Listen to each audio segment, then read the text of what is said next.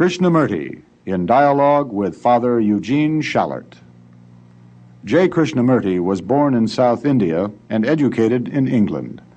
For the past 40 years, he has been speaking in the United States, Europe, India, Australia, and other parts of the world. From the outset of his life's work, he repudiated all connections with organized religions and ideologies, and said that his only concern was to set men absolutely, unconditionally free. He is the author of many books, among them The Awakening of Intelligence, The Urgency of Change, Freedom from the Known, and Flight of the Eagle. In dialogue with Krishnamurti is the Reverend Eugene J. Schallert of the Society of Jesuits, the director of the Center for Sociological Research at the University of San Francisco, where Father Schallert is an associate professor of sociology. I think we should perhaps start by exploring with each other the discovery of that which is most real in the world in which we live, and how we learn to see that which is most real. So would you consider that to see very clearly the whole complex human problem, not only politically, religiously, socially, but also the inward morality, a sense of otherness, if you can use that word, mustn't one have total freedom? Yes, I don't see how one can possibly explore anything of relevance to the world in which we live in the absence of a recognition or an awareness of his own inner freedom. I think that somehow or other to feel that we are limited or somehow or other constricted in our approach to social, economic, or political, moral problems, particularly, or religious problems, that we can explore these from some other base than the real base, which is the base of being free. So, but most religions and most cultures, whether Asiatic, India, or Europe and therefore America, they condition the mind a great deal. And you notice it as one travels around, how in each country, in each culture, they have taken tremendous pain to shape the mind.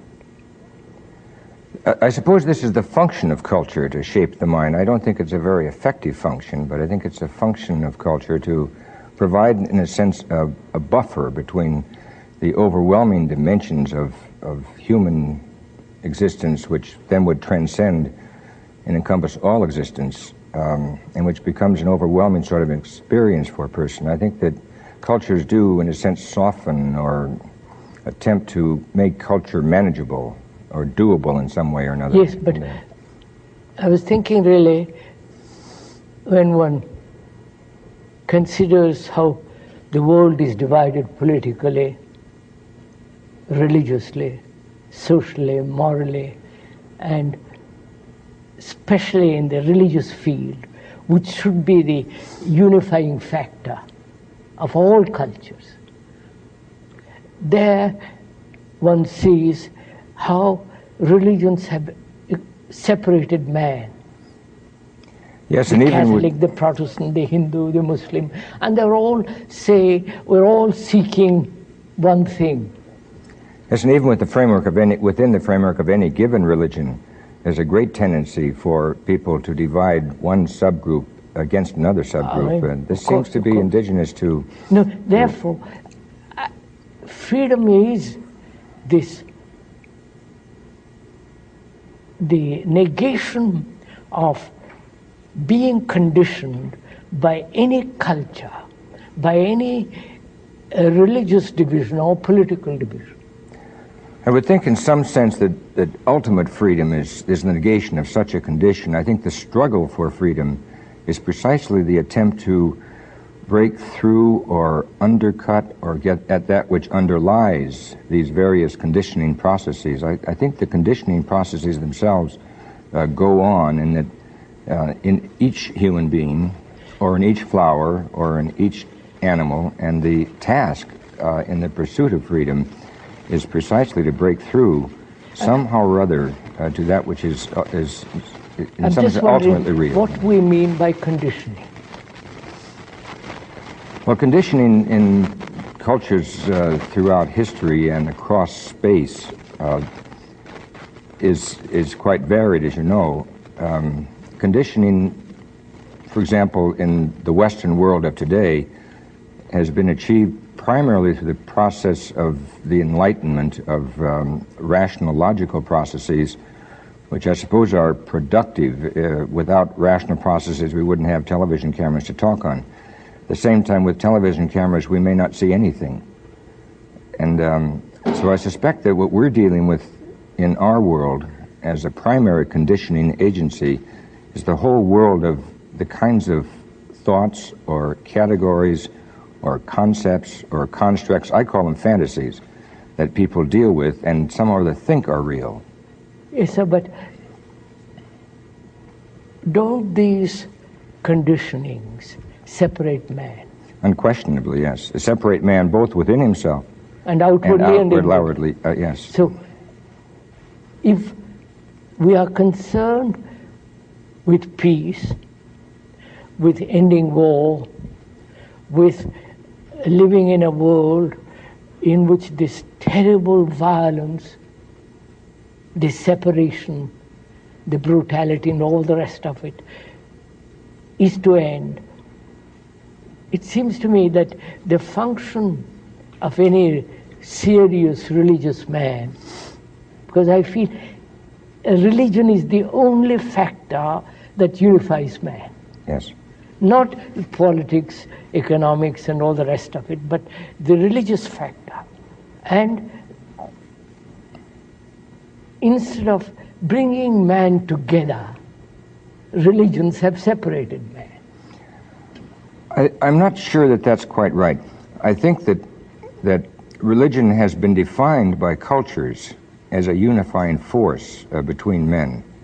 There's not an awful lot of evidence in history that it's ever achieved this particular function. No. This may also be a function of the limiting dimensions of any given religion, or the inability of religious people to, in some way or another, transcend their own religious concepts or their own religious legends or myths or dogmas, whatever you want to call them. And I think that there is, in fact, a deeper base for unity. One can't get to the deeper unless one is free from the outer. My mind won't go very, very deeply unless there's a freedom from belief, from dogma. I think that's true in a sense. I think that there must be within man a sense, consciousness, experience, something, a sense of his own inner freedom before he can be appropriately religious, before he can allow religious categories as analytical categories to have any meaning for him. I think that some other must be human and free before he can ever think of being religious. And I think what's happened is just the opposite. Yes, yes. Therefore, we are seeing what the world is now, actually, not conceptually, but the actual fact of separation, wars, the terrible violence that is pervading the world right through. I feel it is the religious mind that can bring real unity to human beings. I would say rather it's the human mind or the seeing mind that may be susceptible to some exhilaration, if you will, not in the sense of stimulus, but some exhilaration relative to the phenomenon of being itself that can somehow or other bring people together or achieve an end to the conflicts that we experience. Could we approach it by asking, what separates man? What divides human beings? I think ultimately madness. Meanness. Madness. What do you mean by that, madness? I think what I mean by that is our tendency to think about ourselves as man or human rather than as being separates us from the world in which we live, from the tree, the flower, the sunset, the sea, the lake, the river, the animal, the bird, the fish, and each other ultimately. That is from each other.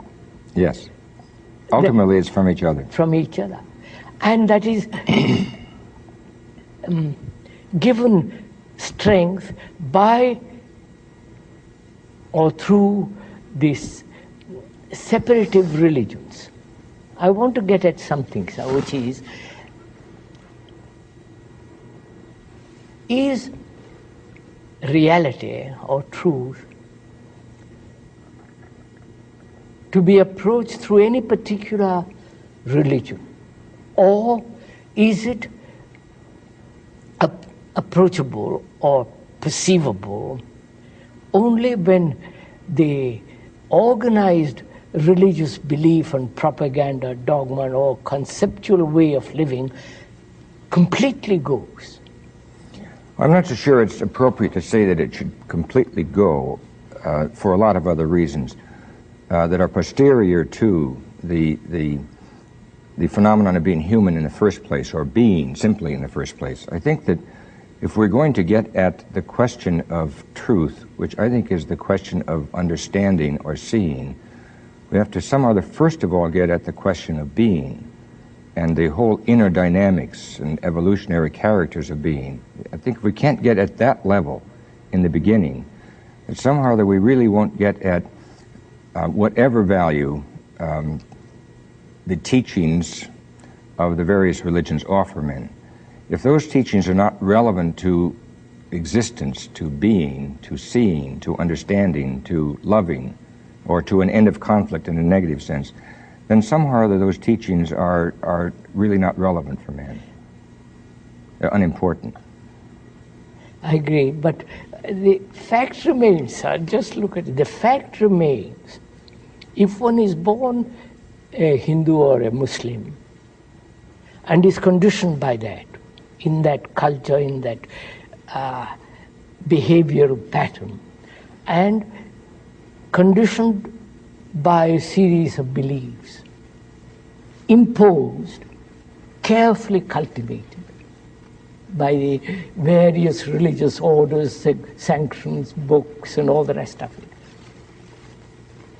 And another is conditioned by Christianity.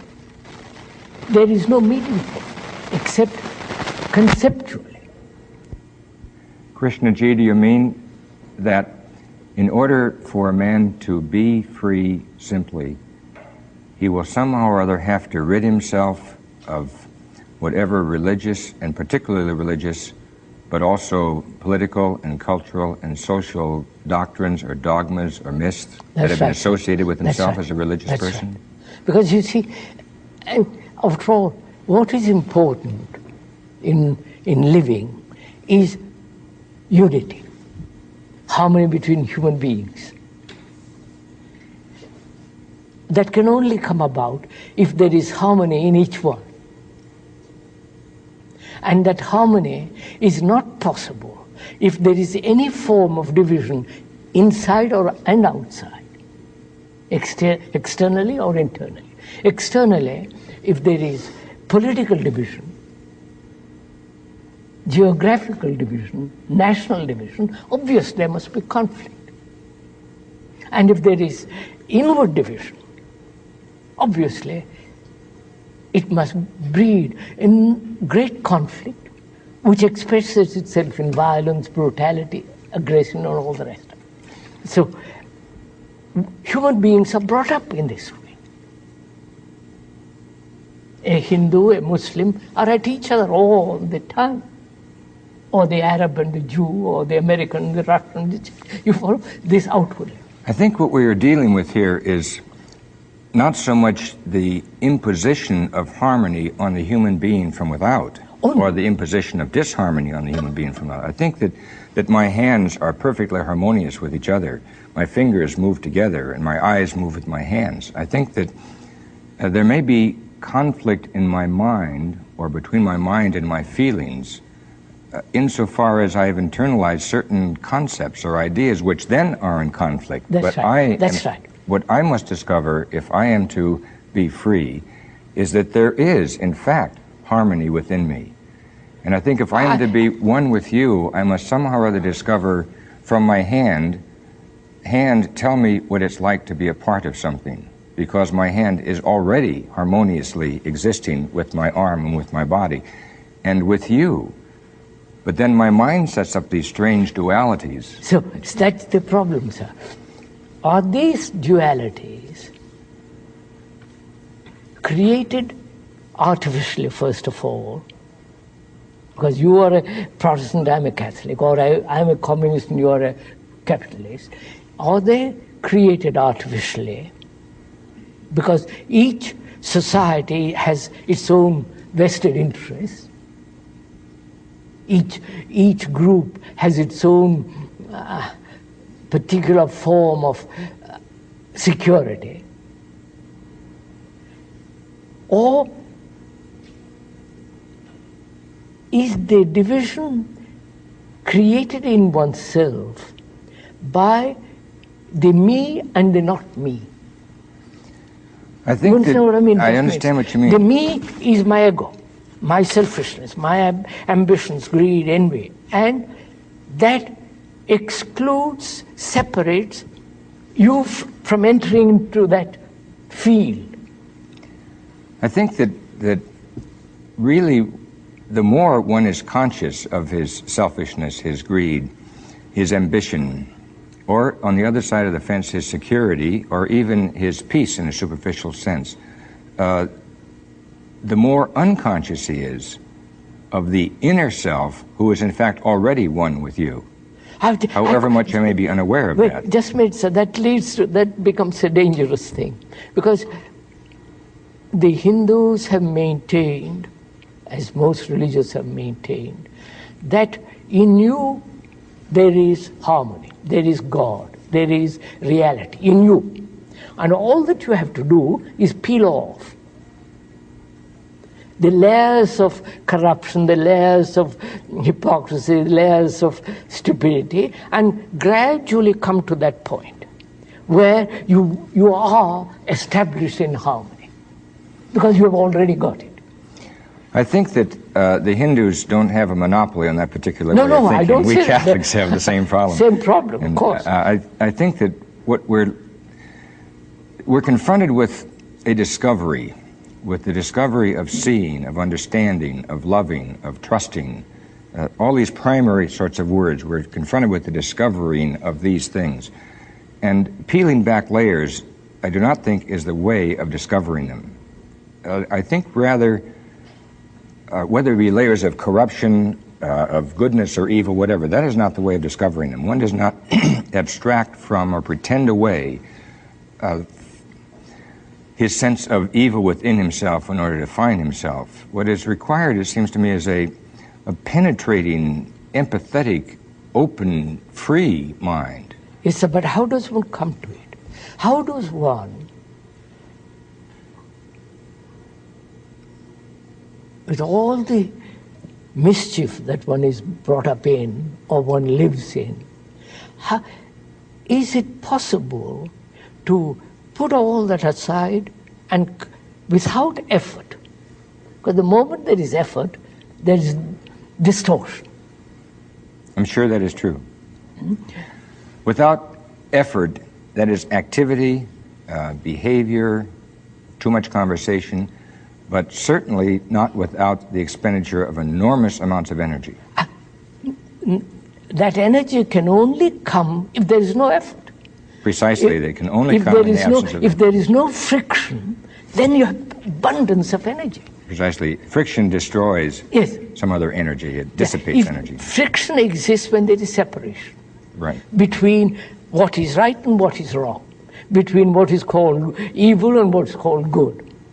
If I am trying to be good, then I create friction. So the problem is really how to have this abundance of energy which will come without any conflict, and that one needs the tremendous energy to discover what truth is. Or goodness is. I think that if we deal with goodness in the sense that you used it there, one tries to be good, we're dealing with codes, with law. I don't mean that. Goodness, moral goodness in some sense. Goodness only flowers in freedom. It doesn't flower within the law of any religious sanctions or any religious beliefs. Or political or economic. Of course, I mean, there's no question about that. So I think then if we're going to discover the inner meaning of freedom, we somehow there have to, and of goodness and of being, we have to say to ourselves, the reason we have not discovered this, or one of the reasons why we have not discovered this, is because we have within ourselves this strange tendency to start with the surface of things and never to end. Yes, we stop there, where we started. So could we come to this? Suppose you and I know nothing. No religion. We have no conceptual knowledge. No conceptual idea at all. I have no belief, no dogma, nothing. And I want to find out how to live rightly. How to be good. Not how to be good. Be good. Be good, yes. Now, to do that, I have to inquire. I have to observe. Right? I can only observe. Observation is only possible when there is no division. Observation is that which eliminates the divisions. Yeah. When the mind is capable of observing without division, then I perceive. Then there is perception. It's in any scene that takes place that is more than conceptual or categorical scene or observing constructs, mental constructs, in any scene that takes place, a truth is encountered, and being and truth and goodness are all the same thing. Of course. So the question then is, why do I have to think about truth as though it were associated with the logical consistency of categories, rather than think about truth as though it were associated with my being itself? If I have to somehow or other always partialize my world, we spoke of the dualities, to think of, as we frequently do or did in the Catholic religion, of the duality of body and soul. And good and evil, incarnate in one form or another. Yes. If we have to always think that way, then we shall never find what it means to be good. To be good, yes. Or to be truthful, or to be at all. I think this is the problem, and as you suggested, there are so many centuries of cultural conditioning from all perspectives, that it's difficult. Human beings are brought up in this dualistic way of living. Yes, obviously. Yes. And maybe we could do this better if we could not consider the obvious dualities of good and evil, of the sacred and the profane, of right and wrong, of truth and falsehood.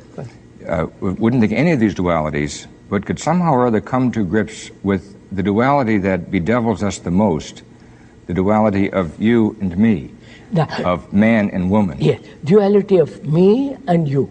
Now, what is the root of that?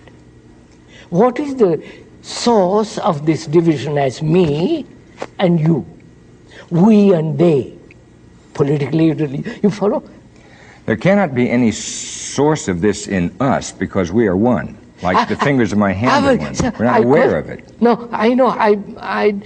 When you say we are one, that is an assumption. I don't know. I'm one, actually, The division exists, and only when the division ceases, then I can say, I don't have to say I am one. There is a unity. When you say I am, you are saying I am one. Or no. adding one is redundant to that's I am. why I want to go a little bit into this, because there is only, as human beings live, there is me and you. My God and your God, my country and your country, my doctrine. This me and you, me and you. Now, the me is the conditioned entity. Yes. The me is the conditioned entity. No, let's go step by step. The me is my condition, is the conditioned entity. The conditioned entity brought about, nurtured through the culture, through society, through religion, through conceptual, ideological living. Me that is selfish, the me that gets angry, violent, me that says, I love you, I don't love you, all that's me. That me is the root of separation. Unquestionably. In fact, the very terminology you use betrays the substance of your idea. The word me is an objective pronoun. Once I have made of myself something out there to look at, I shall never see anything which is real, because I am not out there to look at. Once I make freedom something out there to pursue, then I shall never achieve freedom. Of course. Once I make freedom something out there that someone will give me, then I shall never achieve all freedom. authority, all that can be pushed aside. Yes. There is me and you. As long as this division exists, there must be conflict between you and me. Unquestionably. And there is not only conflict between you and me, but there is conflict within me. Once you've objectified yourself, there must be conflict within you. So I want to find out how to, whether this me can end. So that, me end, that's not good enough to say, not so that. Yes, because there is obviously no so that if the me ends. Yes. Now, the me, is it possible to completely empty the mind of the me? Not only at the conscious level, but deep, at the deep unconscious roots of one's being. I think it's not only possible, but I think it's the price that we must pay for being, or being good, or being true, or being at all, living. Is the price to live? The price we must pay is to rid ourselves of meanness. Is there a process, a system, a method to end the me? No, I don't think there's a process or a method. Therefore, there is no process. It must be done instantly. Now, this we must be very clear. Must be because done. All the religions have maintained processes. Whole evolutionary system psychologically is a process. If you say, and to me that's a reality, that it cannot possibly be a process, which means a matter of time, degree, gradualness, then there is only one problem, which is to end it instantly. Yes, to destroy the monster at one step. Yes. Instantly. Yes.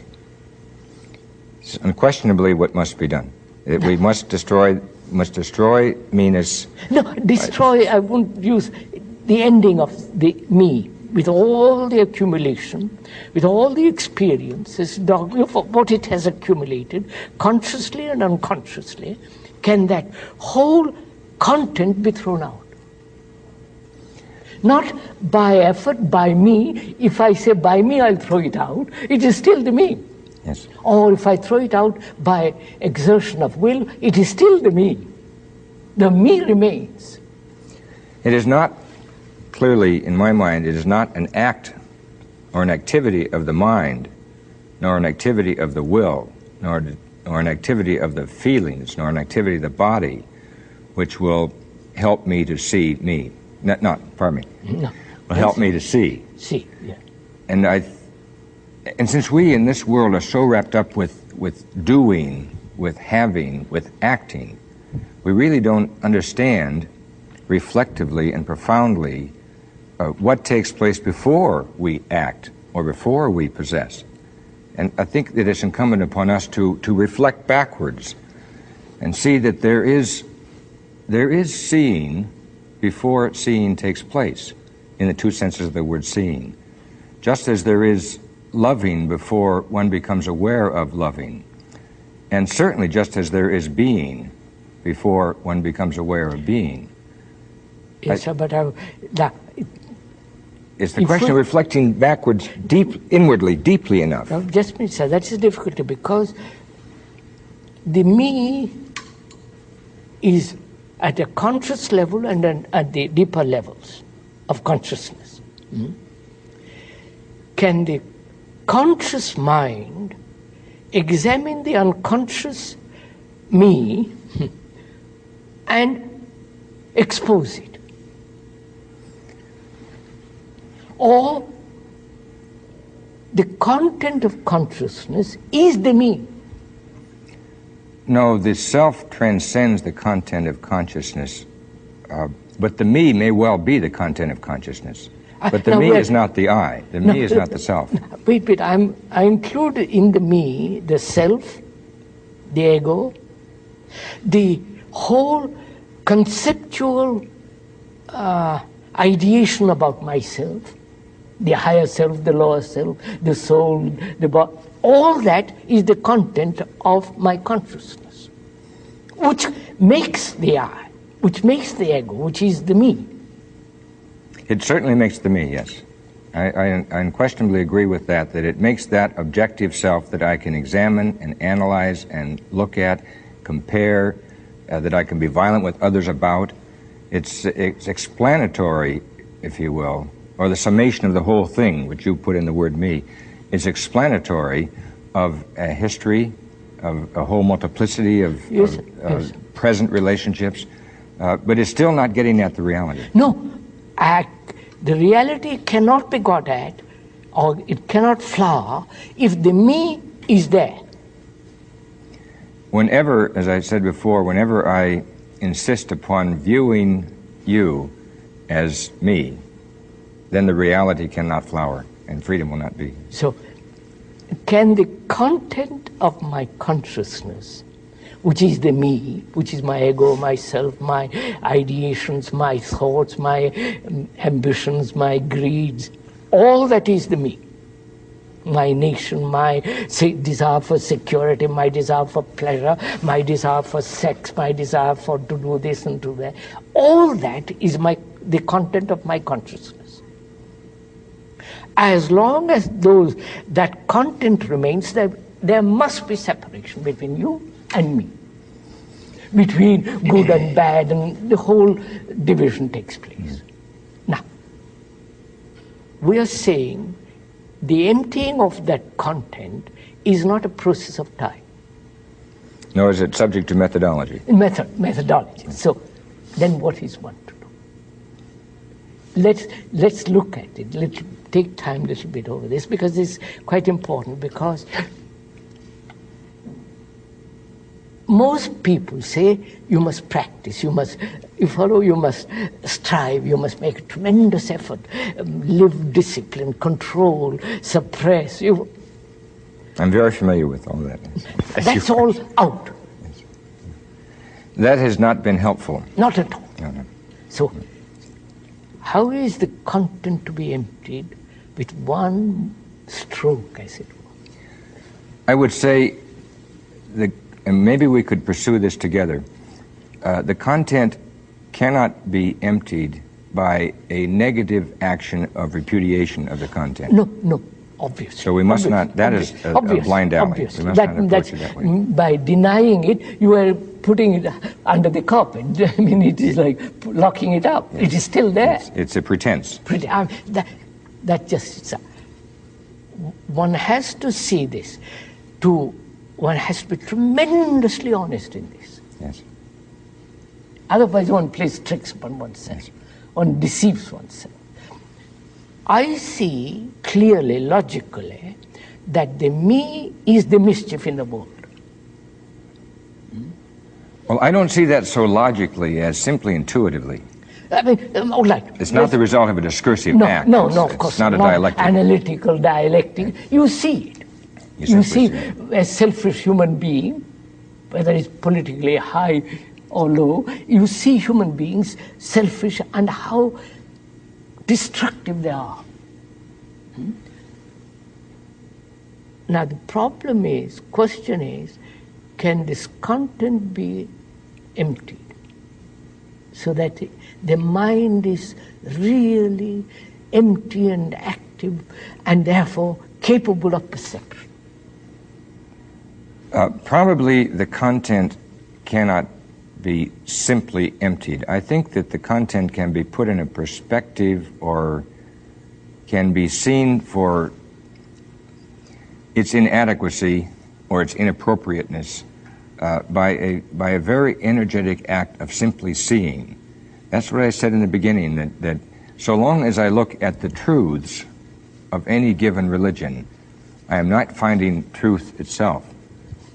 And the way I discover the relative value of the truths of any given religion is precisely by seeing truth itself, in itself, not as an object. No, I cannot, the mind cannot perceive the truth if there is division. That I must stick to you. Once you have division of any kind, that's finished. Then you're in the categorical level, and then you will not see. Therefore, my question is, whether the mind can empty its content? Well, this is really, you follow the... I follow what you're saying, and I think you are devising a new methodology. No, I'm not devising a method. I don't believe in methods. I think it's the most mechanical, destructive things. But then you, after having said that, then you come back and say, but if the mind is if the self is really to see, it must empty itself of content. Isn't this a method? No. But why, sir, is it not a method? I'll show you, sir. It's not a method because we said, as long as there is division, there must be conflict. That is so, politically, religiously. And we say division exists because of the me. Me is the content of my consciousness. And that the emptying of the mind brings unity. I see this not logically, but as fact, not conceptually. I see this in the world taking place. And you say, how absurd, how cruel all this is. And the perception of that empties the mind. The very perceiving is the act of emptying. What you're suggesting is that the perception of the inappropriateness of the content of consciousness or of the me, the perception of that, the inadequacy of this or the truthlessness of the me is in itself the discovery of being. That's right. I think we should pursue that. We should. Because I wonder if the perception is in fact that negative or might in fact be very positive. No. That it's rather in the simple seeing of the being of things, and it wouldn't have to be me or you in the objective sense. It could be this table or my hand or whatever, that I discover the inadequacy of such things as the content of consciousness or these objective sorts of things like me or you in the objective sense. So it may be a rather profound display of intellectual or rather personal energy that simply makes itself by reason of the display visible to me. It's easy, it's dissipating, and at the same time it's easy to deal with concepts. We've agreed on that. It's easy to create concepts. We've agreed on that. It's easier, I maintain, to see simply. Of course. Prior to concepts. Seeing. Just simply seeing. So, there is no perception if that perception is through an image. There's no perception if the perception is through an image. I think that is very true. Now, the mind has images. The mind is bedeviled with images. I just said, it has images. I have an image of you and you have an image of me. These images are built through contact, through relationship, through you are saying this, you are hurting me, and it's built, it is there, which is memory. The brain cells themselves are the residue of memory, which is the image formation, right? Now,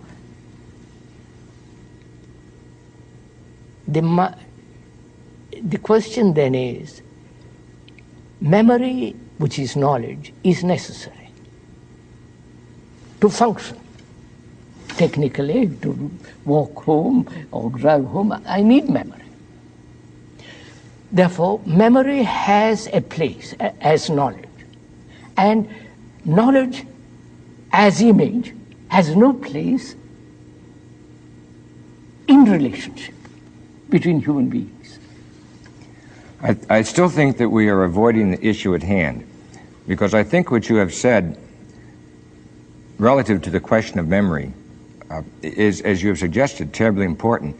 But I don't think that memory or the repudiation of memory, like consciousness or the repudiation of the content of consciousness, is the solution to the problem.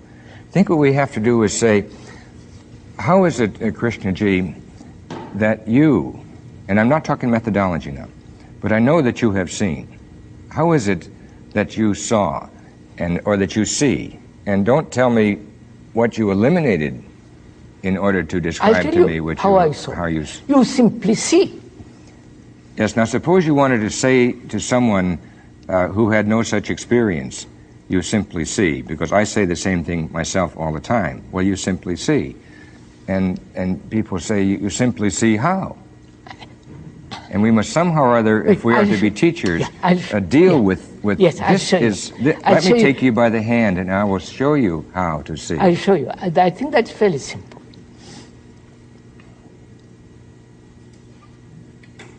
First of all, one has to see what the world is. See what is around you. See. Don't take sides. Yes. I think our terminology may get in the way here. Suppose, rather than say one must start by seeing what the world is, we would start by saying one must see the world. Not concerned with natures or categories. No. See the world. Yeah, know what? See the world. See the world. That's the same thing. See the world. Yes. See the world as it is. Don't translate it in terms of your concepts. Now again, could I say, see the world as it is ising? Yes, put it there. Does that help? We're trying to... See the world as it is. You cannot see the world as it is if you interpret it in your terminology, in your categories, in your temperament, in your prejudices. See it as it is. Violent, brutal, whatever it is. Or good or beautiful. Whatever it is. Can you look at it that way? Which means, can you look at a tree without the image of the tree? Botanical and all the naming. Just look at the tree. And once you have discovered, and it's not easy in our world to discover, the simple experience of seeing the tree without thinking treeness, or its nature, or as you say, its botany and things of that kind, then what would you suggest is the next step in the pursuit of seeing? Then seeing myself as I am. Underneath the content of your consciousness. Seeing all, not underneath, I haven't begun yet. I see what I am. Therefore, self-knowing. There must be an observation of myself as I am, without saying how terrible, how ugly, how beautiful, how sentimental, just to be aware all the movement of myself, conscious as well as unconscious. I begin with the tree, not process. I see that. And I must see this way myself. The hypocrisy, the tricks I play, the whole of that watchfulness, without any choice, just watch. Know myself, knowing myself all the time. But in a non-analytical fashion. That's there, of course. Therefore, but the mind is trained to be analytical. So I have to pursue that. Why am I analytical? Watch it. What we being analytical? Seeing the futility of it. It takes time, analysis, and you can never really analyze, whether by a professional or by yourself. So see the futility of it, the absurdity of it, the danger of it. So what are you doing? You are seeing things as they are. Actually, what is taking place? My tendency would be to say that when we discuss this, we may use these words like seeing the self in its fullness with all of its negative and positive polarities. Yes. Seeing the self in its fullness, and then realizing the futility of analytically looking at certain dimensions of the self, and then saying, but I still must see. Of course. Because at this point I have not yet seen. As all I've seen are the analytical categories I've used to take myself apart somehow or other in little pieces. That's why I say, can you look at the tree without the knowledge? Without the prior conditioning. Prior condition. Can you look? Can you look at a flower and without any word? I can see how one must somehow or other be able to look at the self. I must be able to look at you, Krishnamurti, and not use the word Krishnamurti. Otherwise, I will not see you. That's right. This is true. That's right. Yes. Now, after I have learned through thinking to say somehow or other, I must see you and not even use the word. Then the word, the form, the image, the content of that image, and all the rest of it. Yes. Whatever the word denotes, I must not use. So that requires tremendous watchfulness. Yes. It requires... watchfulness in the sense, not correction. Not saying I must or I must not. Watching. When you use the word watching, and I think again because we are teaching, we must be careful of our words. Being aware, it doesn't matter what word uses. Watching has the connotation of observation, and observation has the connotation of putting something out there to look at under a microscope, as a scientist would do. And I think this is what we don't want to teach. No, of course. Of course. So now, if you could use again, Krishnaji, the word watching... Instead of watching, being aware. Choicelessly aware. Choicelessly aware. Fine. All right. Now, this we must do. Yeah. Choicelessly aware of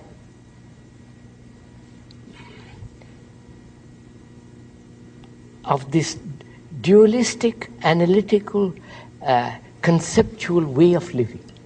Be aware of it. Don't correct it. Don't say this is right, this. Be aware of it. And we are aware of this so intensely when there is a crisis. I think we have another problem that precedes this one by an inch.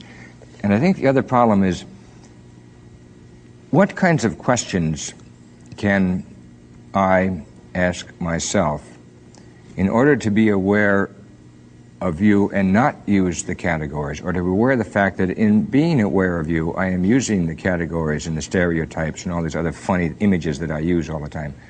Is there some way in which I can address myself to you using certain kinds of words, not ideas, words that don't relate to ideas at all, using certain kind of words that don't relate to ideas, that somehow or other will teach me, or teach you, or teach whomsoever, that there is something more important or more significant in you than your name, or your nature, or your content, or your consciousness, or your good, or your evil.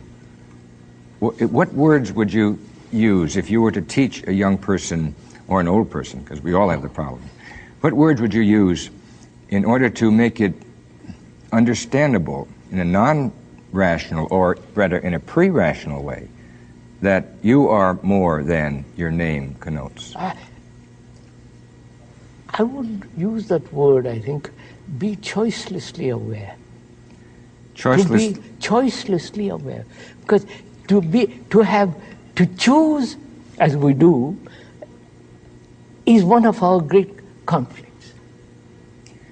And we, for some strange reason, associate choice with freedom, which is the antithesis of freedom. It's absurd, of course, yes. Of course. But now, so then to be freely aware. Yeah, freely, choicelessly. Not in the sense of choicelessness, freely aware, yes. Now, suppose that someone would want to say, but sir, I don't understand completely what you mean by choicelessly aware. Can you show me what you mean? First of all, choice implies duality. Choice implies duality, yes. But there is choice. I choose that carpet better than the other carpet. But there, at that level, it is choice must exist. But when there is an awareness of yourself, choice implies duality. Choice implies effort. Choice implies a highly developed consciousness of limitation. Yes, yes. Choice implies also conformity. And choice implies conformity. Yes. It's cultural conditioning. Conformity. Conformity means imitation. Yes. Imitation means more conflict, trying to live up to something.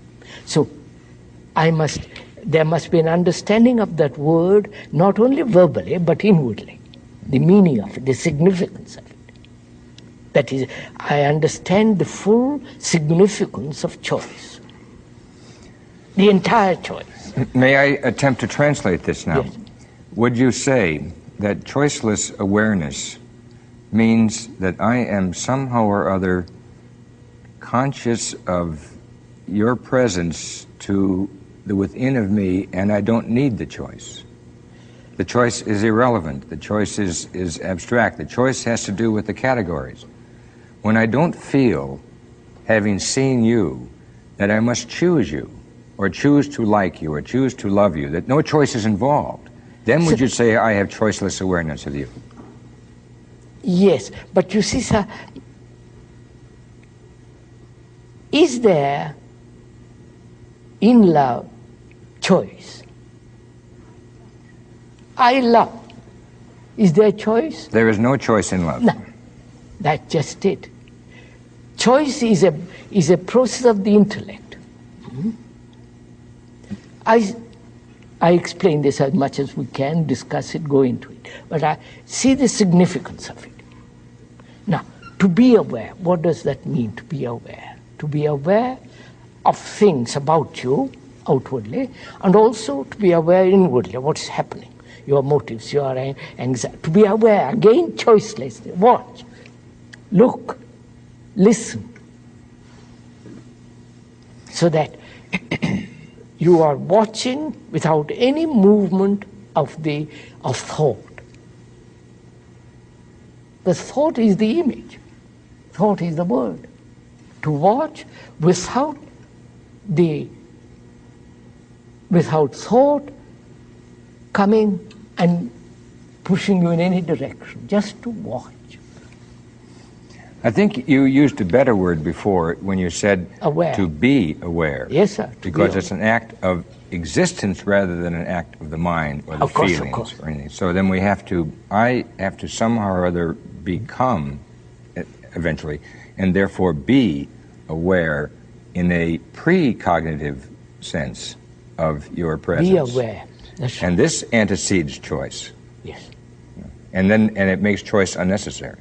There's no choice. Be aware. No choice. There's Yes. no choice. Be aware. Choiceless awareness is. From there, there is an awareness of the me.